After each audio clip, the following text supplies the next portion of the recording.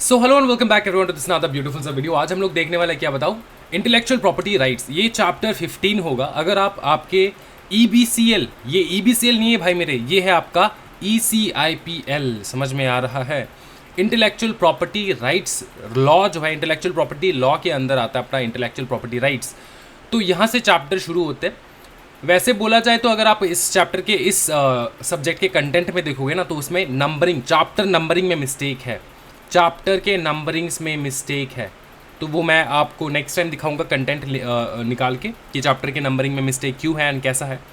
आज सीधा सीधा स्टार्ट करेंगे इंटेलेक्चुअल प्रॉपर्टी राइट, जो कि है चैप्टर 15, जो कि है चैप्टर आपका ब्यूटीफुल सा चैप्टर है, चैप्टर 15 इंटेलेक्चुअल प्रॉपर्टी राइट्स। मैं एक चीज़ आपको बता दूँ, इस चैप्टर से ना आपका करियर बनेगा, करियर बनने वाला है, समझ में आ रहा है। बहुत सारे स्टूडेंट्स जो है ना स्पेशलाइजेशन करते हैं इंटेलेक्चुअल प्रॉपर्टी राइट्स के ऊपर, स्पेशलाइजेशन करते हैं इंटेलेक्चुअल प्रॉपर्टी राइट्स के ऊपर। क्या ये समझ में आ रहा है? हाँ जी सर, समझ में तो आ रहा है। तो इन सारे इंटेलेक्चुअल प्रॉपर्टी राइट्स जो है ना, इनके ऊपर आपका स्पेशलाइजेशन कर सकते हो आप, एंड आप अपने करियर को उस दिशा में लेकर जा सकते हो। सर इसका स्कोप क्या है? बहुत भयंकर स्कोप है। कोई भी बिजनेस है, कुछ भी है भैया, सब बिजनेस में आपका पेटेंट, देखो ना, पेटेंट, ट्रेडमार्क, कॉपीराइट, ठीक है, और बहुत सारे बिजनेस में geographical indication, industrial design and industrial property, ये लगते हैं। हर बिजनेस में लगता है, मतलब basically trademark and copyright, trademark copyright तो लगेगा ही, एंड पेटेंट भी लग जाता है। ये सारा क्या है सर? ये सारा है आपका the types of intellectual property. The types of intellectual property कौन से टाइप से बताओ? Industrial property, patent, trademark, copyright, geographical indication, industrial design. सिर्फ यही नहीं है, और बहुत सारे इंटेलेक्चुअल प्रॉपर्टी राइट्स है जो, लेकिन अपने सिलेबस में सिर्फ इतना ही है। और ये सबसे प्राइम जो है एग्जाम्पल्स है ऑफ इंटेलेक्चुअल प्रॉपर्टी राइट्स, जो कि अधिकतर अपने को देखने को मिलता है और अधिकतर यूज़ भी होता है। समझ में आ रहा है? अच्छा, अब ये इंटेलेक्चुअल प्रॉपर्टी राइट है क्या, वो समझेंगे हम लोग। मैंने ब्यूटीफुल डायग्राम से आपको यहाँ पे जो है बना रखा है इंटेलेक्चुअल प्रॉपर्टी लॉ के ऊपर पूरा डायग्राम। हम लोग देखेंगे इसको एंड पढ़ डालेंगे आराम से, ठीक है? ओके, क्या है सर बताओ? देखो, सिंपल सा चीज़ है।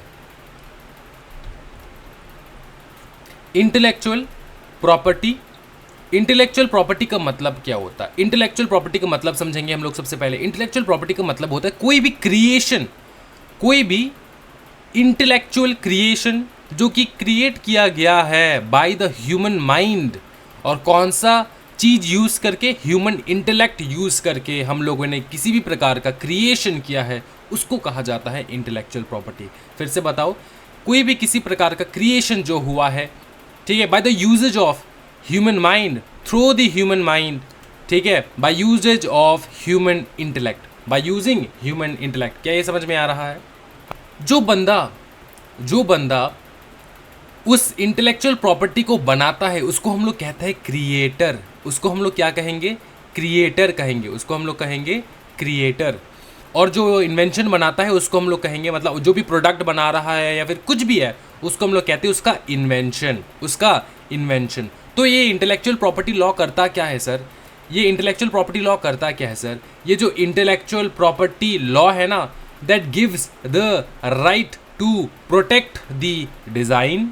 किसी प्रकार का डिज़ाइन का इन्वेंशन किया आपने, क्रिएशन किया है, या तो अलग से उन लोगों ने बताया है कि इन्वेंशन ही किया है आपने ऑफ, ठीक है, ऑफ द क्रिएटर। किसने किया है? The creator, from unauthorised use, from unauthorised use.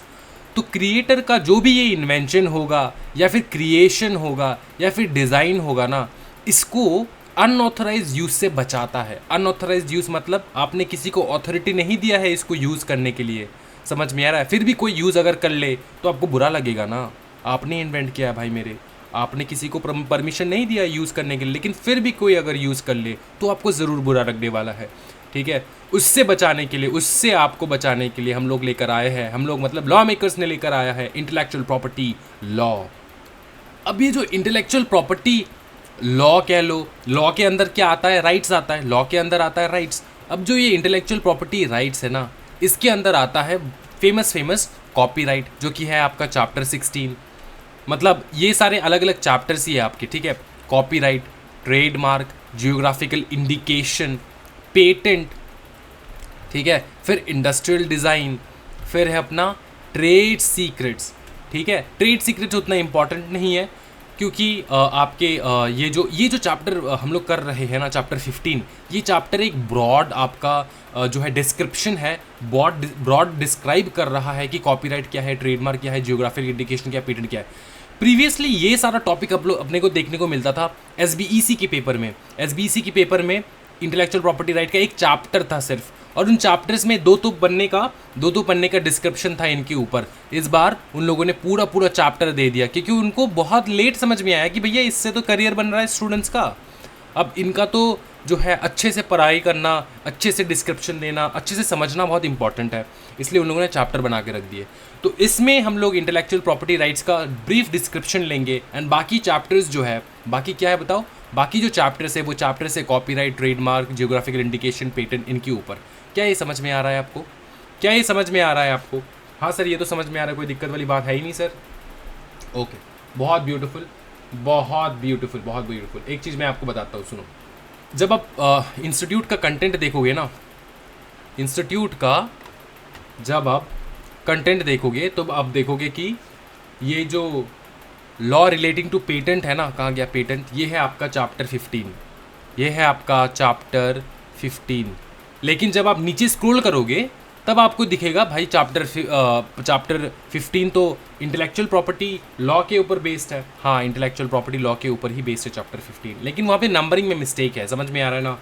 तो पेटेंट है अपना चैप्टर 15, फिर आता अपना ट्रेडमार्क एक्चुअली चैप्टर 16, ठीक है। फिर आएगा अपना कॉपीराइट आएगा एक्चुअली चैप्टर 17, ठीक है। उसके बाद आएगा जियोग्राफिकल इंडिकेशन जो कि है चैप्टर 18। उसके बाद आएगा last but not the least, ये आएगा आपका इंडस्ट्रियल डिज़ाइंस। कहाँ है ये इंडस्ट्रियल डिज़ाइन? यहाँ पे मैंने स्टार मार्क इसीलिए कर रखा है, चैप्टर 19, ठीक है। एक्चुअली आपके कंटेंट में बोल रखा है उन लोगों ने 19 चैप्टर्स है इन टोटल, लेकिन इन टोटल में है 20 चैप्टर्स इस चैप्टर को मिला के। लेकिन ये चैप्टर जो हम लोग करवा रहे हैं ना आपको, ये चैप्टर इंस्टीट्यूट के कंटेंट में मेंशन ही नहीं किया, और नीचे अगर स्क्रॉल करोगे तो वहाँ पे दिखा रहा है कि यार चैप्टर 15 है। क्या ये समझ में आ चुका है? हाँ सर, समझ में आ चुका है। तो सर आज क्या करेंगे हम लोग? आज हम लोग करेंगे copyright, trademark, geographical indication, patent, इनका पूरा आपको समझाएंगे कि ये क्या है, एक दूसरे से डिफरेंट क्या है। क्योंकि देखो एक चीज़ मैं आपको बताता हूँ, सुनो। आप लोगों ने बहुत बार ट्रेडमार्क, कॉपीराइट, इन सारे के बारे में, पेटेंट, इन सब के बारे में आपने सुना होगा, ज़रूर डेफिनेटली सुना होगा, लेकिन आप डाउटफुल हो कि यार कॉपीराइट क्या होता है, ट्रेडमार्क क्या होता है, एक चीज़ दूसरी चीज़ से डिफरेंट कैसा है, पेटेंट क्या है। अब तो नया कंसेप्ट देखो ना, जियोग्राफिकल इंडिकेशंस क्या है, फिर इंडस्ट्रियल डिज़ाइन तो नया ही आपके लिए। तो वो मैं आज समझा दूंगा आपको, एक दूसरे से कैसे डिफरेंट है वो हम लोग समझेंगे। पहले ये देखो कि रेगुलेटरी फ्रेमवर्क्स क्या है इसके अंडर में, इंटेलेक्चुअल प्रॉपर्टी लॉ के अंडर में ये सारे रेगुलेटरी फ्रेमवर्क्स हैं, ठीक है। पहला है पेटेंट एक्ट 1970, दूसरा है ट्रेडमार्क एक्ट 1999, तीसरा है copyright act 1957, design act 2000 and geographical indication act 1999। क्या ये समझ में आ रहा है? हाँ समझ में आ रहा है सर, आगे बढ़ते हैं। अच्छा, सबसे पहला हम लोग समझेंगे कॉपीराइट। सर कॉपीराइट क्या है? कॉपीराइट क्या है सर, समझाइए। देखो, राइट ऑफ परफॉर्मर्स जो परफॉर्म करते हैं, प्रोड्यूसर्स जो प्रोड्यूस करते हैं, क्या, साउंड रिकॉर्डिंग्स एंड ब्रॉडकास्टिंग, ठीक है, broadcasting organisations, and the right that creators have over there literary and artistic work. यहाँ से अगर आप पढ़ोगे तब भी चलेगा, यहाँ से यहाँ तक। The right that creators have over there literary and artistic work. Literary मतलब लिखना, लिखित वर्क, लिखित काम, जैसे कि नॉवेल्स। पहला एग्जाम्पल है नॉवल।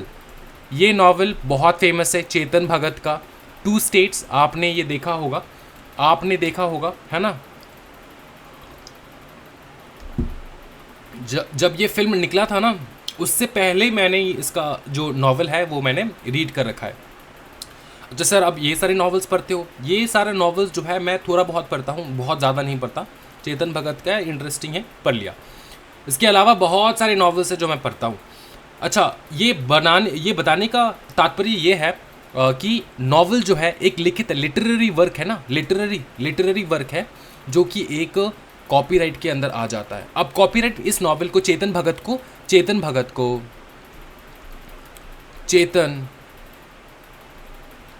को क्या राइट देता है? क्या राइट देता है कॉपीराइट? चेतन भगत को ये राइट देता है कि इसका जितना भी प्रोडक्शन होगा ना, जितना भी प्रोडक्शन होगा इस बुक का, ठीक है, जितना भी वो प्रोड्यूस करेगा ये बुक, ये सिर्फ यही प्रोड्यूस कर सकता है, इसके कंट्रोल में है ये इस बुक का प्रोडक्शन। समझ में आ रहा है ना? समझ में आ रहा है? ठीक है, कोई दूसरा इंसान इसको प्रोड्यूस नहीं कर सकता, कोई दूसरा इंसान इसको बना के बेच नहीं सकता। ठीक है, पायरेसी तो चलता ही है, पायरेसी हर जगह पे है, लूप होल तो निकाल ही लेंगे वो लोग। कलकत्ता के बस स्टैंड में जाओगे तो चेतन भगत के हज़ारों बुक्स मिलेंगे जो चेतन भगत ने खुद बनाया नहीं है, फर्स्ट कॉपीज़। ठीक है, एग्जैक्टली सेम लगेगा आपको, इकाई कह लो, कुछ भी। ठीक है, रिच डैड पोर डैड, है ना, फिर आपका है साइकोलॉजी ऑफ माइंड। तो ये सारे जो बुक्स है ना, ये सारे बुक्स आपको फर्स्ट हैंड जो है मिल जाएंगे सब जगह पे, जो कि फर्स्ट कॉपी कहते हैं हम लोग इसको, फर्स्ट कॉपी मिल जाएगा आपको। समझ में आ रहा है? लूप होल तो है ही, लेकिन बड़े स्केल में नहीं कर सकते, बड़े स्केल में नहीं कर सकते, बड़े स्केल में राइट नहीं मिल सकता किसी भी दूसरे इंसान को ये सारा नॉवल जो है ये छापना। समझ में आ रहा है? कोई इसका राइट नहीं ले सकता, कोई चेतन भगत से ये स्टोरी छीन नहीं सकता, ये चेतन भगत का ही स्टोरी है, चेतन भगत ने ही लिखा है। समझ में आ रहा है ना? कोई इसका राइट जो है नहीं ले सकता, नहीं कह सकता कि भैया ये लिटरेरी कार्य ये मैंने किया है। समझ में आ रहा है? जैसे मूवी थ्री इडियट्स मूवी, समझ में आ रहा है? ये मूवी के ऊपर भी कॉपीराइट जो है क्लेम, मतलब मूवी का प्रोडक्शन कौन कर सकता है? वही प्रोडक्शन हाउस जिसके प्रोडक्शन हाउस के अंडर ये मूवी बना है। ठीक है, समझ में आ रहा है? तो कोई दूसरा इंसान जो है ना, ये इस मूवी को कॉपी बना के बेच नहीं सकता। पायरेसी तो होता ही है, ये आपको भी पता है, पायरेसी होता ही है, लेकिन बेच नहीं सकता बड़े स्केल पे। कोई नहीं कह सकता कि ये मेरा मूवी है, या फिर कोई भी इसका प्रोडक्शन के ऊपर राइट नहीं ले सकता। ये वही जो है राइट लेगा जिसने इस मूवी को प्रोड्यूस किया है। समझ में आ रहा है ना? Production department. A photograph. अब एक चीज़ मैं आपको समझाता हूँ, बहुत ब्रिलियंट एग्जाम्पल है। इस लड़की को कौन कौन पहचानते हैं बताओ? इस महिला को, जेनिफर लोपेज। ठीक है, जेनिफर लोपेज। ठीक है, जेनिफर लोपेज। इनका एक बहुत इंटरेस्टिंग स्टोरी है, मैं आपको समझाता हूँ। हुआ ऐसा, इनने अपने इंस्टाग्राम के ऊपर ना अपना फ़ोटो लगवा लिया। ठीक है, फोटोग्राफर के परमिशन के बिना।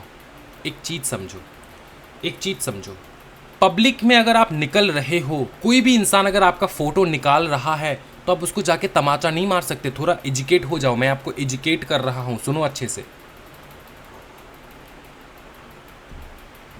भारतीय लोगों को ना लॉ जो है ना, उनको कलकत्ता में हालांकि बहुत सारे लोगों को पता है, वैसे मैक्सिमम मैंने देखा है कलकत्ता के लोगों को कुछ आता हो नहीं आता हो, लेकिन लॉ जो है वो आता है, कानून जो है वो जानते हैं, क्योंकि वो अपने राइट्स के ऊपर जो है ना लड़ना जानते हैं। समझ में आ रहा है? अच्छा सुनो, बात ऐसा है कि कोई भी इंसान पब्लिक में, अगर आप कोई भी किसी प्रकार का पब्लिक डिस्प्ले हो रहा है कुछ किसी भी चीज़ का, तो इसका राइट हर किसी के पास है। वो फ़ोटो भी ले सकता है, वीडियो भी बना सकता है, आप कुछ नहीं कर सकते। क्या ये समझ में आ रहा है? हाँ, ये समझ में आ रहा है। अच्छा, इनका एक फ़ोटो ले लिया था एक फोटोग्राफर ने। ठीक है, फोटोग्राफर ने फ़ोटो ले लिया था। वो फ़ोटो इतना बढ़िया था कि इन मेम साहब ने, जेनिफर लोपेज ने, वो फ़ोटो जो है उनको मिल गया होगा इंटरनेट से, लेकर इनने अपने इंस्टाग्राम डीपी पे लगवा दिया या फिर पोस्ट पे लगवा दिया। समझ में आ रहा है? और फोटोग्राफर जो है वो हो गया ऑफेंड, क्योंकि फोटोग्राफर से परमिशन नहीं लिया इसने। ठीक है, और फोटोग्राफर इसके ऊपर केस कर दिया। समझ में आ रहा है ना? सम अबाउट 1060K और समथिंग डॉलर्स इसके ऊपर केस कर दिया। तो इसके ऊपर जो ना केस कर दिया था किसने? फोटोग्राफर ने। बोला कि मेरे को पैसा दे। ठीक है, केस करके कंपेंसेशन मांग रहा है, भारी कंपेंसेशन इससे मांग रहा है। ये मेम साहब कहती है, भाई मेरी सुन, फोटोग्राफ है मेरा फ़ोटो है, मैं खुद नहीं लगा सकती अपने इंस्टाग्राम पे, मेरा ही फ़ोटो। तो फोटोग्राफर ने उसको इंटेलेक्चुअल प्रॉपर्टी राइट सिखाया, बोला कि भाई सुन, इस फोटोग्राफ का क्रिएटर कौन है, थोबरा तेरा ही है, कोई दिक्कत वाली बात नहीं है, लेकिन इसका क्रिएटर कौन है, क्रिएटर हूँ मैं, ठीक है, इसका पूरा राइट मेरे पास है, इसका जो यूजेज होगा ये मेरे ऊपर है, इसका परमिशन आपने नहीं लिया है, लीगल राइट्स आपने नहीं लिया है, तो आपके ऊपर मैंने केस ठोक दिया। एंड पता है जीता किसने, जीता कौन, जीता फोटोग्राफर ने ही, photographer won the case. Why? Because this comes under intellectual property right, वो भी अंडर किसका बताओ, वो भी अंडर, हाँ जी बताओ ना, क्या पढ़ रहे हैं हम लोग, कॉपीराइट, वो भी अंडर कॉपीराइट आता है ये चीज़।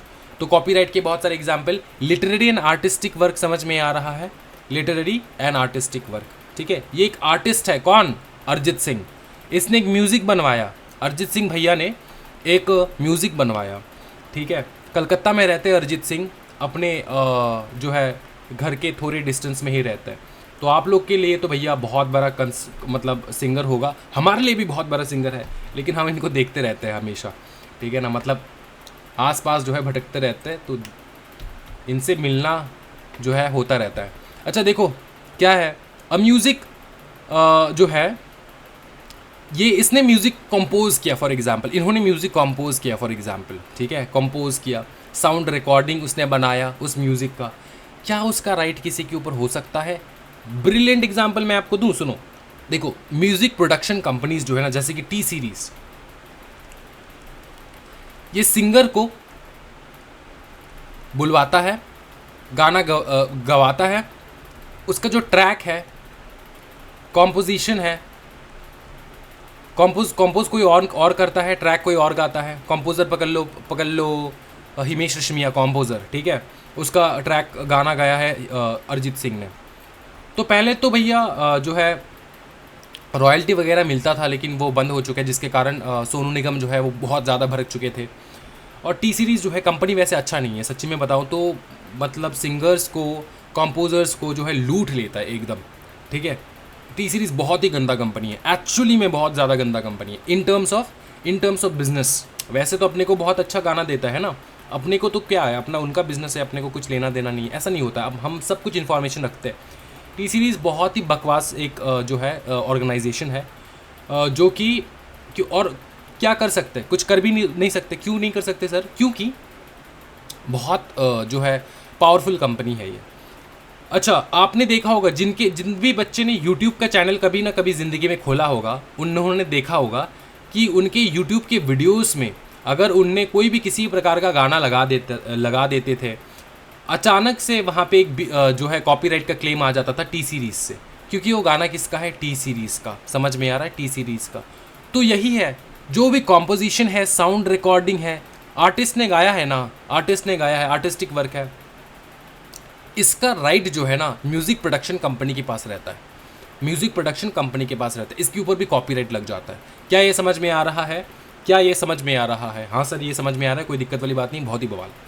अच्छा, ये समझ में आ चुका है। बहुत सारे एग्जाम्पल्स मैंने सिखा दिया आपको, कितना एग्जाम्पल सिखवा दिया देखो। हाँ जी सर, पहला एग्जाम्पल था अपना novel, movie, photograph and music composition, sound recordings, ये वगैरह। क्या ये कॉपीराइट सीख चुके हम लोग, समझ चुके? ज़िंदगी में कभी भी डाउट होगा कॉपीराइट के ऊपर कि कॉपीराइट क्या है? नहीं होगा सर, कोई डाउट नहीं होगा, ठीक है। और जैसे हम लोग कॉपीराइट के चैप्टर में जाएंगे ना, वैसे और ज़्यादा सीखेंगे हम लोग कॉपीराइट के ऊपर। क्या ये समझ में आ रहा है आपको? हाँ सर, ये समझ में आ रहा है। आगे बढ़ते हैं हम लोग। नेक्स्ट है अपना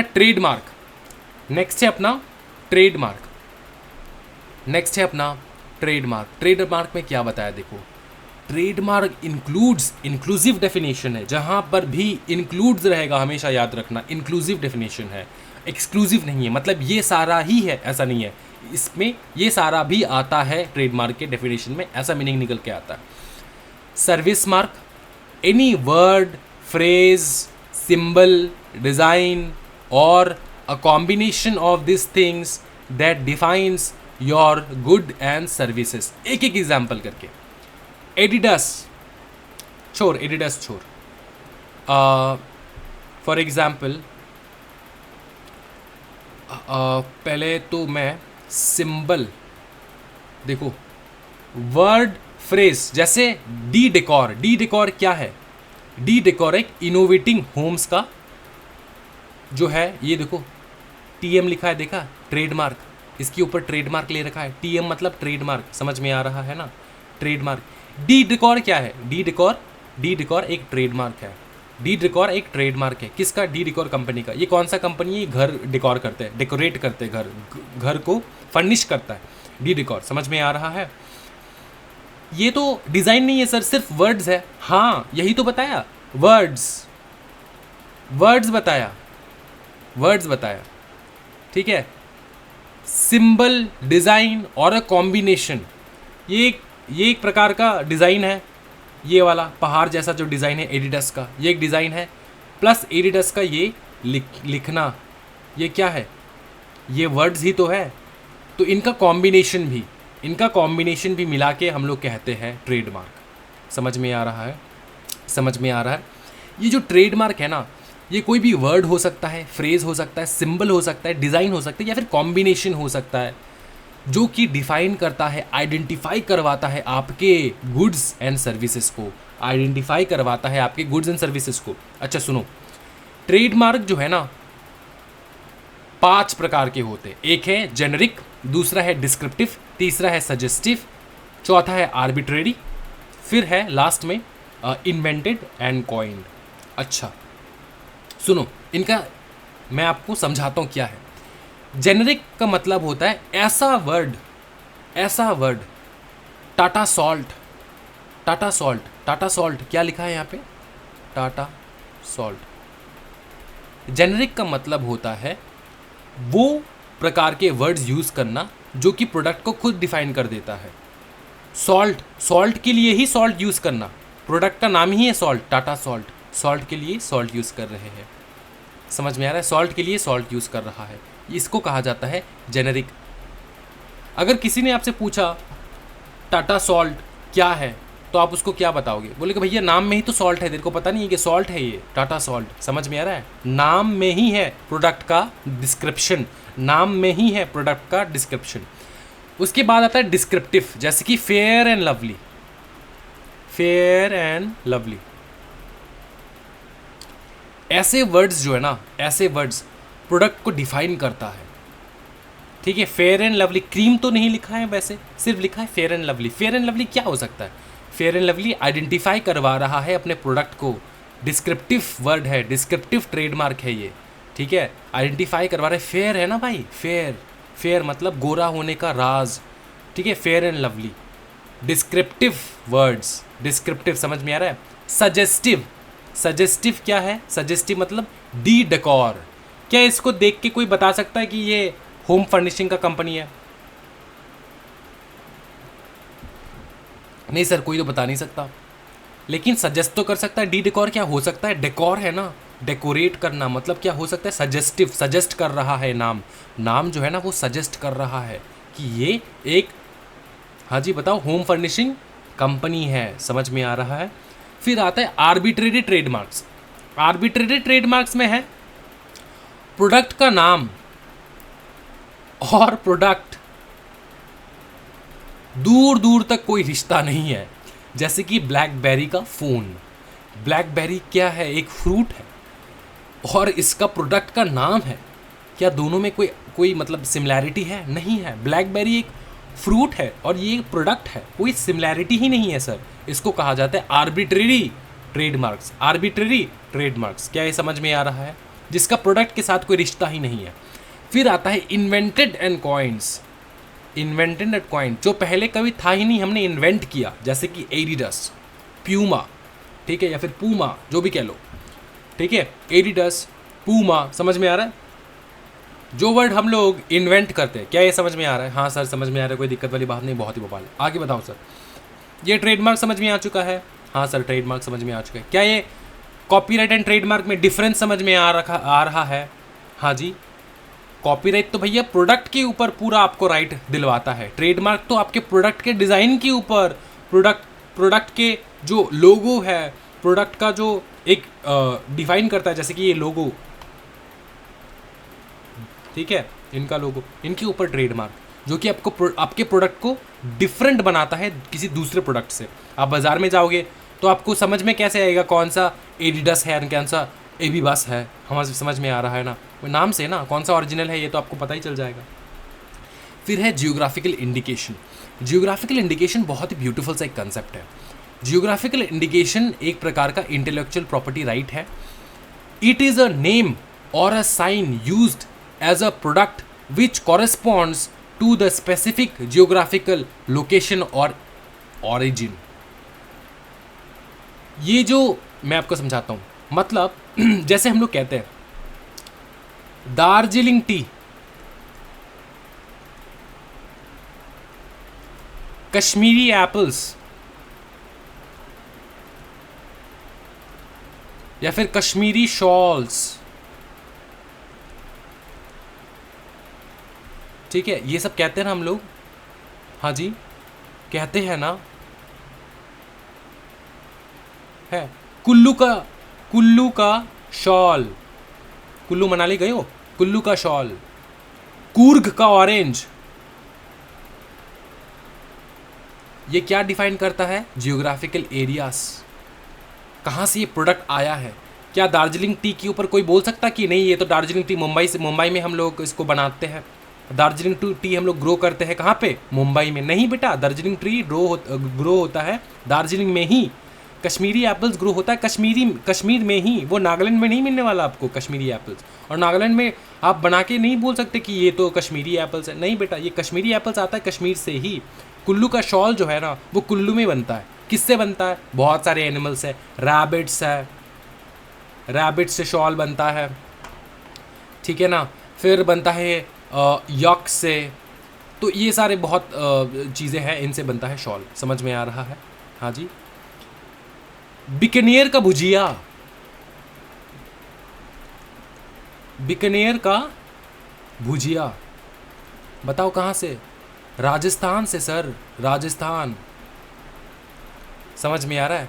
तो ये एक जियोग्राफिकल इंडिकेशन है। जियोग्राफिकल इंडिकेशन एक राइट देता है किसी भी प्रोडक्ट के ऊपर कि ये प्रोडक्ट कहाँ से बिलोंग कर रहा है, एक पर्टिकुलर जियोग्राफी, एक पर्टिकुलर एरिया से बिलोंग करता है। पता है ये जो अदरक है ना, अदरक, फिर बहुत सारे ऐसे स्पाइसेस थे जो यूएसए कहता था कि भैया ये तो हम लोगों ने इन्वेंट किया है। आपने आजकल मीम्स बहुत देख रहे होंगे कि मीम्स में ऐसा दिखाता है कि जो बाहर देश के लोग हैं ना, उनने जो है इन्वेंट किया, क्या बताओ ना, इन्वेंट किया, बता रहे कि इन्वेंट किया उन लोगों ने paper plates, sorry leaf plates, leaf पत्ते से प्लेट बनवाना, ठीक है। जो इंडिया के इतिहास में ना जाने मतलब जब से सनातन धर्म का जन्म हुआ है तब से ये चलता आ रहा है, मतलब मोर देन 5000 ईयर्स अगो। और वो लोग कह रहे कि हम लोगों ने नया वे ढूंढ निकाला है, eco friendly way and all this. तो भैया ऐसा ही चीज़ है। तो बाकी वाले लोग ना ऐसा मतलब ना कह पाए कि ये हमारा है। अमेरिका कुछ भी खुद का कुछ भी नहीं है, कुछ भी नहीं है। उनका खान पान से लेकर जो कुछ भी है ना वो सब डिराइव्ड है फ्रॉम वन और दी अदर कंट्री, कुछ भी अपना नहीं है। समझ में आ रहा है ना? तो ऐसा ही बात है। वो लोग पहले कहते थे कि अदरक जो है वो तो भैया अमेरिका ने इन्वेंट किया है। बोले कि भाई मेरे स्पाइसेस से लेकर, स्पाइसेस एंड हर्ब्स को लेकर ना आप लोग बात ना करें तो ही अच्छा है, क्योंकि ये सब इंडिया में ही मिलता है। समझ में आ रहा है? और इनका जो ओरिजिन है वो इंडिया ही है। क्या ये समझ में आ रहा है? हाँ जी, हाँ ठीक है, ओके। ये यूके एंड यूएस लोगों का पता है क्या निकल सकता है? हम लोगों का देखो ना कितना अच्छा अच्छा चीज़ मैंने यहाँ पे एग्जांपल दे के रखा है। Darjeeling T, Mysore silk, Kullu shawl, Coorg orange. भैया कुर्ग जाने का बहुत मन है मेरा। ये सारा जगह मैं जाके आ चुका हूँ। फेनी जिसका है गोवा, फिर तिरुपति लड्डू आंध्र प्रदेश, वो तो तिरुपति का लड्डू भाई मेरे आंध्र प्रदेश में ही मिलने वाला है। और कहाँ पे? बीकानेर का भुजिया राजस्थान। ये एसोसिएटेड प्लेस है, जियोग्राफिकल इंडिकेशंस है। यूएसए यूके का देखो ना, United Kingdom, scotch wine, sorry scotch whisky, उनका यही है, उनका यही है इन्वेंशन और कुछ नहीं है। यूएसए का देखो नापा वैली वाइन। चलो एप्पल भी ग्रो करते हैं आजकल, वॉशिंगटन एप्पल, ठीक है। तो यही Irish ice cream, sorry Irish cream Ireland. तो स्विस नाइफ स्विट्ज़रलैंड। इन्वेंशन देखो बकवास। और जो हम लोग का है खान पान, क्लोथ्स, टेक्सटाइल्स, फिर क्या कहते हैं फार्मिंग में जो हम लोगों ने ये सारे चीज़ें जो है इन्वेंट किया है, मतलब इन्वेंट मतलब क्या, वहाँ से मतलब निकला है ये सारा चीज़, ओरिजिनेट हुआ है, समझ में आ रहा है ना। अच्छा ये समझ में आ चुका है, कोई दिक्कत वाली बात नहीं है। अच्छा महाराष्ट्र भी कम नहीं है, नासिक वैली वाइन, ठीक है। चलो आगे बढ़ते हैं। जियोग्राफिकल इंडिकेशन ऑफ गुड ये समझ में आ चुका है सर, पूरा डिफरेंस समझ में आ चुका है, दिल और दिमाग में बैठ चुका है। आगे बढ़ो ना सर, आगे है पेटेंट।